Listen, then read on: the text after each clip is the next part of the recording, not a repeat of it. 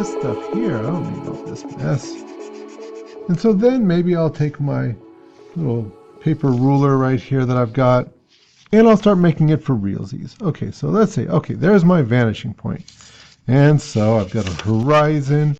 And if I wanted everything to be super duper straight, you saw on the last one, that I can start measuring and say, okay, here is my horizon. There's my vanishing point. Here's the edge of my paper down here. And so the edge of the paper is always perfect. So it's the best place to get a measurement off of. Okay, so that's how long that is, right? That's how high it is. I just move over here and put a little bit of a mark right there, maybe a little mark over here, and I know that that is going to be perfect because I've measured it off the edge of the paper, which is always perfect. All right, so I've got that, and I'll just draw those across. There's one. Doop, doop. Okay, and this time I am going to draw this really nice and dark because I'm going to use this as a cheat sheet, right? So that way I can have a nice super duper clean, super perfect drawing to work with. All right, so there's my horizon. And so this building here, once again, I could measure it if I wanted to. I designed this to be a hut, so if it wasn't perfect, that's probably okay. But it's so easy to make a measurement, and it's such a nice time to practice that why not?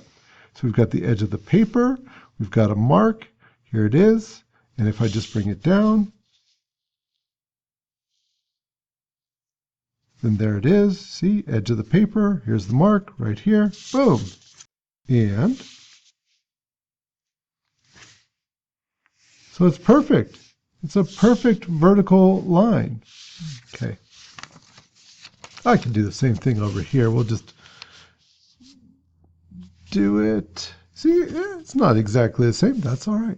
It's all right. They don't have to be exactly the same. But let's say I've got that right here. And here's the edge of my paper. Bring it up. And once again, I'll have that perfect vertical line. Perfectly up and down. Great. And here, so this is how tall it is. So I'll just go back to the vanishing point right here.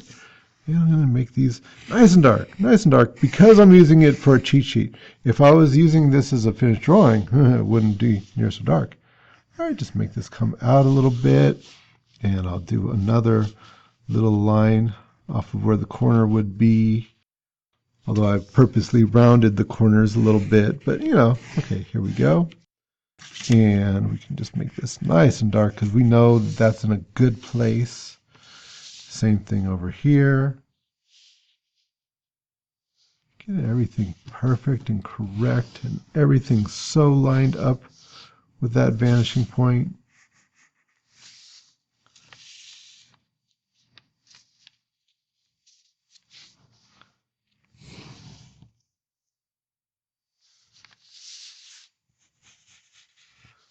Alrighty, and the doors, so same thing. I can just take it and the mark, and a mark right here. See, I don't have to do that, but man, it's so quick. Why not? Why not just do it? Why not just have things work out and be like really perfect? I'll just tell a little story while I'm doing this. And the story is this, that Van Gogh, you might have heard of the artist Van Gogh. And, I always liked his work. Didn't like the fact that he was poor and crazy. I don't think that's a good role model for artists. But if you look under his work that seems so crazy, so creative, are actually really good drawings. And if you ever see just his drawings, they're good. They're all right. Everything is all just correct on them. But you don't notice that because it doesn't bother you, because it's just right. And you look at the texture. Just like on here, you don't really look at the structure when you're looking at this. You're just looking at the texture and a little doggy and whatever the heck else, right? But underneath is a good structure. Okay, so if it only takes a second to measure, why not just do it?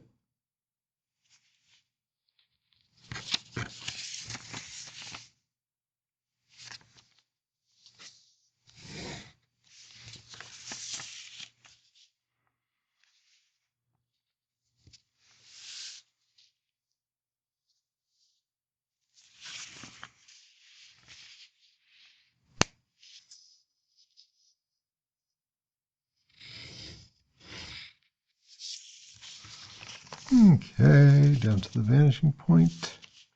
Here, everything to the vanishing point.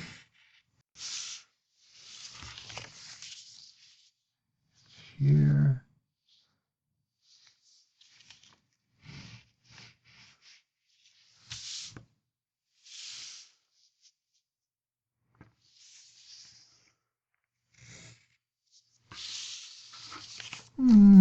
Here, we'll just eyeball this one.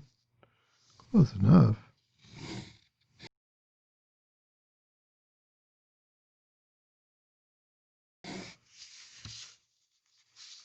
And then here, the bottom.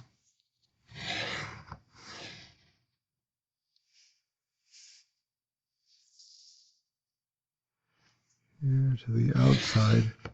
And like I say, so here, to get these evenly spaced, I might just say like, okay, at the end here, could I divide it into thirds? Yeah, are those perfect thirds? I don't know. They're close. Close enough that nobody's ever going to know or care. But it was a good place to do it at. It was easy to do it there. That's the point.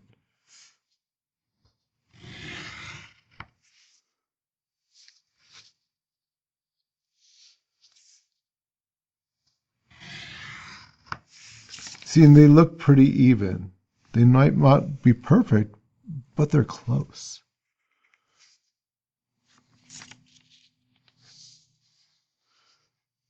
Now, an area like this is where a ruler really does come in handy to get something that's kind of narrow like that there.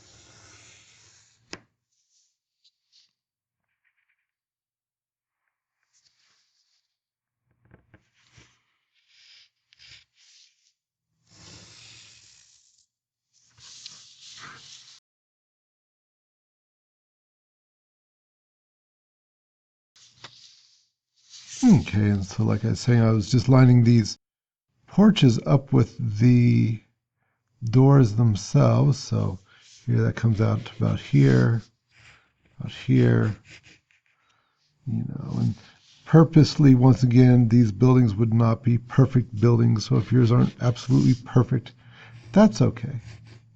You know, maybe the porch, maybe it'd be more realistic if this porch sagged a little bit. You know, that'd be all right. In fact, let's do that. Make that porch intentionally a little bit messed up. There you go. Because that's one thing, you know, you'll notice when I'm doing my drawings, I often recommend that you don't do your finished lines with a ruler. You could. Some people really dig that, and it can look really good that way. But the perspective-based stuff, the perspective-based artwork can often look really mechanical if you're not careful. And so by doing some of my lines by hands, making some of the things intentionally not perfect, it goes a long way to really warming things up a little bit and get away from that mechanical sort of look.